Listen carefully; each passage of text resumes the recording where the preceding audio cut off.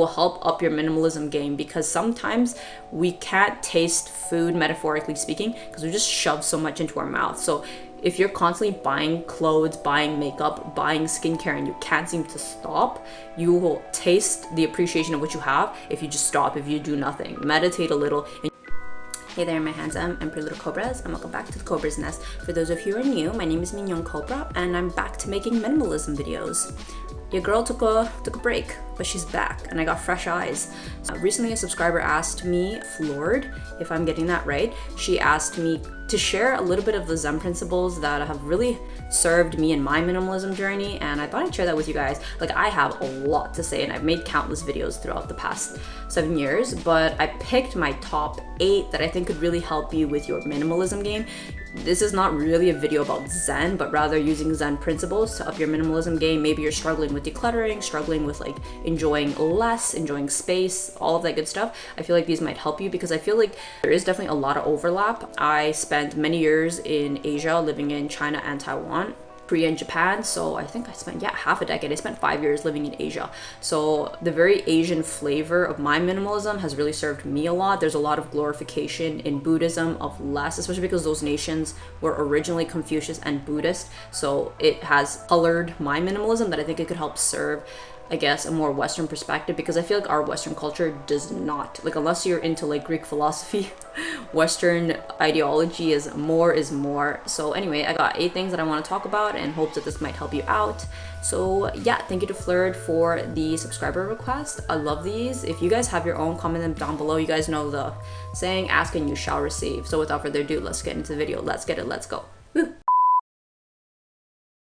Okay, so coming in at number 1, the joy of one. So this one is extremely beautiful. One of my favorite things that happened in minimalism was discovering the joy of one. I'm not really sure if this was particularly a koan. Some of these that I'm going to mention are koans, which are short Buddhistic stories to tell a tale, to tell a life moral. But the joy of one, I probably saw it somewhere in one of the things that I would read. Like, I liked reading like translated versions of like Zen principles. But the joy of one is this idea that like the more you have, the more you spread your love among them. So one in particular is not very important, but if you only had one, it's extremely precious. And I think you guys can understand that's why rare things are so cherished. It's just the one. So I think it's the same thing with this. If you're on a minimalism journey and you're struggling with like the duplicate rule, not that I personally don't like the duplicate rule, like, let's just preface that, but let's just say that you are, and you're kind of, for the things that I have that are the joy of one, the joy of one is really nice. It's really nice to just like, there's a period of time where I only had one bag. I don't know, I was just being dogmatic and extreme, and I was like, I just want to have one bag. It was my Transformer bag. For my OG subbies, you guys know I had one bag and one bag for everything, and I loved that bag. It was so beautiful to just have one bag. I don't have to switch out anything, like one bag only. You spread the joy among them, which, I mean, not that there's anything wrong with that, but it's easier to enjoy liking something when you just have the one. Okay, number 2, washing your cup. So this one is more core Zen. So this one is actually a Buddhistic saying, and it's actually a koan. You know what? Yeah, you're here for it. So let me tell you the koan of wash your cup. The first time I heard this is one of the first koans that I read, and I was like, that was deep, that was confusing, and I didn't understand it. But how does this relate to minimalism? So let me tell you the story of the koan. So the koan is that there was this monk, and he wanted to find a successor to take over his monastery. So he kept asking all the monks, what's the best way to embody Zen, or the best way to reach nirvana, or show your Buddhistic nature? And all of the younger monks did this and did that, and nothing satisfied him. Eventually he just was like tired and fed up, and he was talking to the chef who makes the food for the monks. He was like, how would you show your Buddha nature? And like the chef like took his cup and like dumped out the tea and like washed the cup and gave him a fresh cup, and they reached enlightenment. So this is what the story is about. It's called washing your cup. And at first I was like, how is that Buddha nature? I'm an idiot because I don't understand this. As I read it, because I was really into this for about like 3 years. Towards the very end, I started to understand the principle of washing your cup. And so if maybe you were just as confused as I was, because this is the more like abstract koans. Some of the other koans are a lot more straightforward, but this one in particular, the washing your cup, I was like, what does it have to do with minimalism? There's actually another book that's called like life-changing magic of like cleaning, and it's actually by a monk, and if I can find it, I'll list it down below. But it's this idea that your life's purpose or your life's goal is to just constantly sweep out the trash that keeps happening. So like stuff happens and you don't try to overfill it with more, hence like, you know, hyper consumerism. You haven't even cleaned your palate. It's just kind of like you're full. Oh, a good analogy is like you're full and you're still stuffing food in your mouth. That's the same idea of like washing your cup. Sometimes you need to have a season of less, a season of letting go. And that's why the cup, it had tea in it already, but it was like cold and like only a little bit of tea left. Actually, I'll use this cup. Like it wasn't a fresh cup. It was just like cold, old tea. If you were to put in fresh tea, you wouldn't pour it into dirty, like old tea. You'd ruin the cup, right? You'd ruin the batch. You want to chuck out the thing. You want to clean your cup. And now your cup is fresh to let in the fresh tea. So it's actually the same concept in minimalism. You have a lot of clutter, whether it be emotional and physical.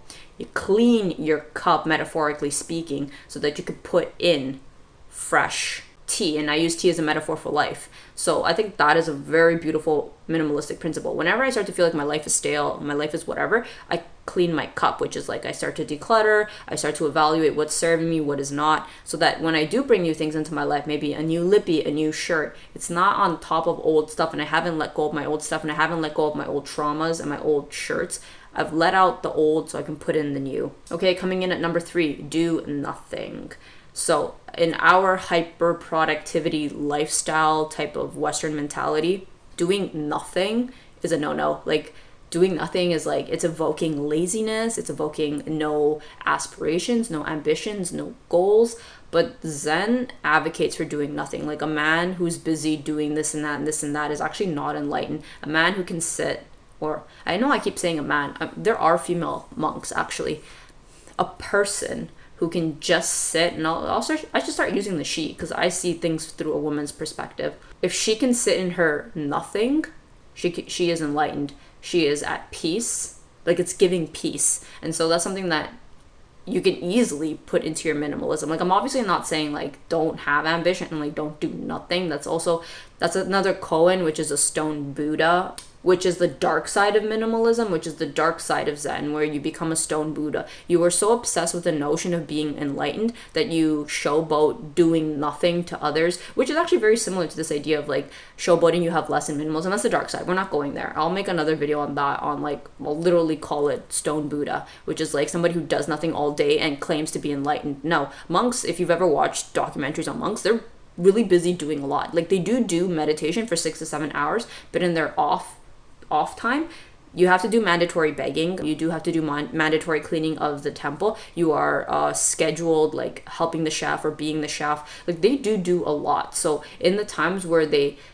doing nothing is in itself also part of the lifestyle. So I think that's the same thing with minimalism. You should schedule in like downtime. You should schedule in nothing time. You should schedule in boring time. It's not to say that you can't do the other things, but there is a certain level of enlightenment that is had, or a sense of meaningfulness that is had in doing nothing. Being a busybody is going to burn yourself out, and it actually makes you feel like life is less meaningful because you're just constantly you're doing so much that you've essentially done nothing. But in doing nothing, you've actually achieved something a lot more fulfilling. And obviously I'm not going to go deep into Zen and doing meditation.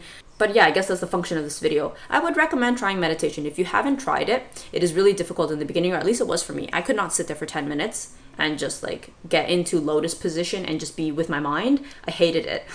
I could not stand to be alone with my own thoughts. It was like the worst. But in practicing meditation throughout the years, it became easier and easier. And now I've gone to the place where monks it's called moving Zen, which is like you can enter Zen through mundane chores. So like when you're washing your cup, washing dishes, this is Zen. When you're sweeping the floor, you're sweeping the mind, and this is Zen. Zen exists in everything that you do. You can do walking Zen. So the doing nothing can actually happen in doing other things as well. But in the beginning, when you're no good at this, just try entering lotus position and meditating. Just doing the literally like the put on the alarm for 10 minutes and just sit and do nothing. It will help up your minimalism game, because sometimes we can't taste food, metaphorically speaking, because we just shove so much into our mouth. So if you're constantly buying clothes, buying makeup, buying skincare, and you can't seem to stop, you will taste the appreciation of what you have if you just stop, if you do nothing. Meditate a little, and you'll find that your dopamine doesn't have to be constantly hit with like shopping on Shein, shopping on Sephora, shopping at Hudson Bay. Like, you can take a break because you've learned to just sit.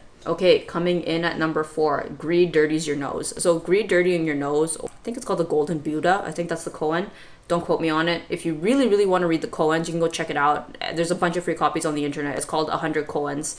Anyway, this one is the one about the nun. So she had her little golden Buddha and she loved it a lot. And she saw all the other little Buddhas. The little incense funnel was funneling all the little golden Buddhas. And she was like, I don't want them to have the incense. I only want mine to. So she took the funnel and she directly put it on the little gold Buddha, right on his nose. And the black incense ruined the little Buddha's face, like the little statue. So greed works in the same way. And I use that analogy to kind of illustrate the point that I think about sometimes when I get caught up in my own greed, hyperconsumption. I'm like, I already have like 1 or 2 lippies. Let's be for real. I have probably 10 lippies in my rotation right now. If you guys watch my other video, I probably have more. I just don't bother to count them anymore. And I want another one.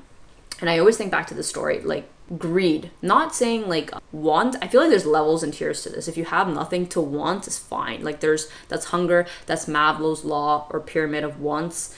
But we're talking just like straight up greed. Like, you already have 10 lippies. Like, you don't need another one. And so I think to myself, like, am I dirtying my own nose? And so I think like I'm not ruining, but like I'm not doing myself any services financially by copying another lippy. And like, I don't even use my own lippies. And now they're getting old because makeup is expiring goods because I want more and I want more. Like, have I not really recognized my own greed? So I think that koan could help serve somebody if like you just feel like, do I want more? If you can identify, have you entered the realm of greed, you might free yourself and you might have a little bit more self-reflection and think like, yeah, you know what?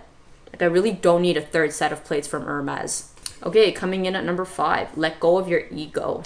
This is a very core Buddhistic principle, which is letting go of your ego. A lot of monks spend years and years and years practicing to let go of their ego. I'm not going to sit here and lie to you and tell you I'm enlightened and I have reached a state of nirvana and I have let go of my ego. I would say I probably came very close to something like that. And I made a very strong conscious effort. I was praying every day and I was visiting the temple by the house and I was letting go of the self, of the ego. So I wore no makeup. I wore very plain, like no branded clothing. I ate vegan and I was really trying to seek at the bottom of Buddhism. Like, could I free myself from human desire? That's the closest I came to. And in that, later I read, which I will get to the next point which is even your mask is a mask. But anyway, let's come back to that point. Letting go of your ego to some extent can be very freeing. And that's, I think, in itself a good, like, it's not an end goal. It's very like convoluted and I'm not going to get super into it. But like, essentially, if the more you let go of your ego and you just are happy with the self, you free yourself from a lot of stuff, because a lot of things that we buy are decorations of the ego. Not that there's anything wrong with that. There's actually a movie talking about that. There's a monk. It's called The Monk Goes Up. The Monk Comes Down from the Mountain. It's actually a Chinese movie, because actually there is a lot of monks who actually decide, you know what, I don't want to be a monk.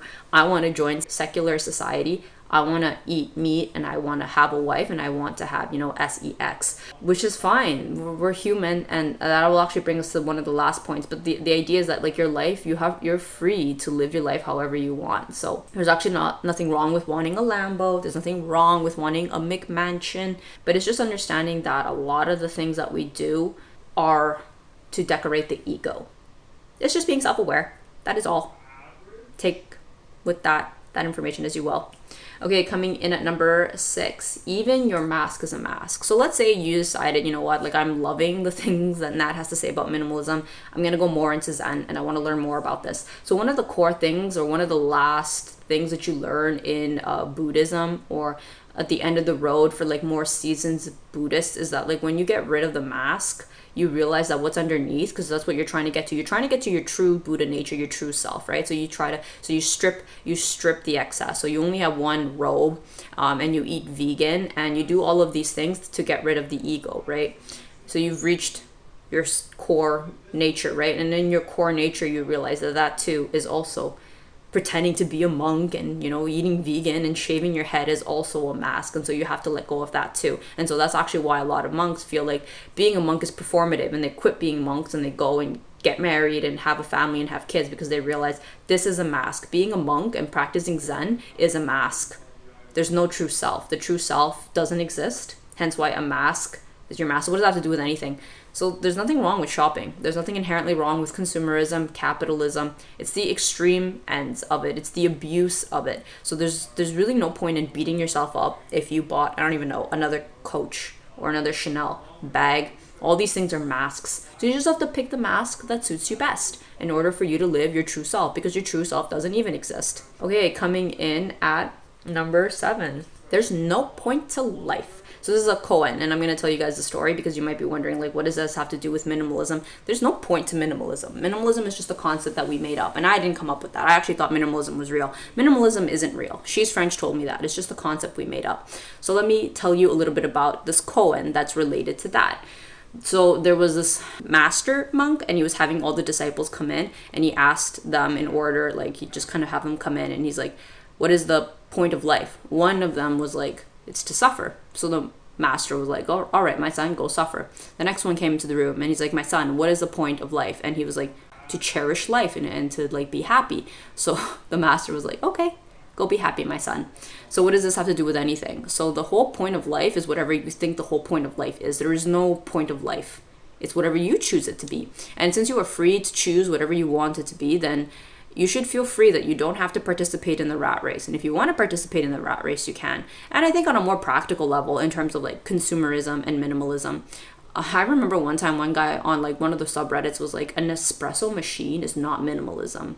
Like if you buy an espresso machine, you are a capitalist pig. And I was thinking like, what? I don't understand. I don't understand the link.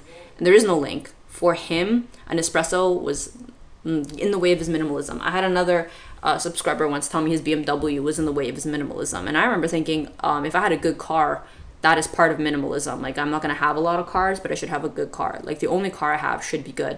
So the end goal of minimalism is that you should just enjoy the journey. You should just enjoy the process, because there's like no point to minimalism. It's just something to play. It's just another game to play. You declutter and you buy. You declutter and you buy. Or you declutter it all and you become a monk and you live your monkhood till like you die. And like, that's it. Like, it's not, it isn't as deep as we think that it is. Okay, coming in at number 8. Do you pick suffering or do you pick joy? So this is a really deep Zen principle, because I know it doesn't sound super deep. I used to think when I first started my Zen journey, we're not talking minimalism, but I'll get to that in a sec. When I first started reading about Buddhism, I thought that Buddhists, true Buddhists, good Buddhists, were those who suffered. No meat and no luxury products, no makeup, shave your head, like one set of robes or two set of robes. I think it is 2 set of robes, one while you wear and one while you wash. And I was like, you must suffer. Like, all of this is suffering, and that is true Buddhism. A lot of monks like their lifestyle. In monkhood, you are supposed to leave if you don't want to be there. That's one of like the rules, one of the thought processes. No one should be where they don't want to be. And if you don't want to be there, like, you should leave. You're doing Buddhism a disservice. So that comes back to minimalism. If you want to use minimalism to like beat yourself on the back and suffer, why?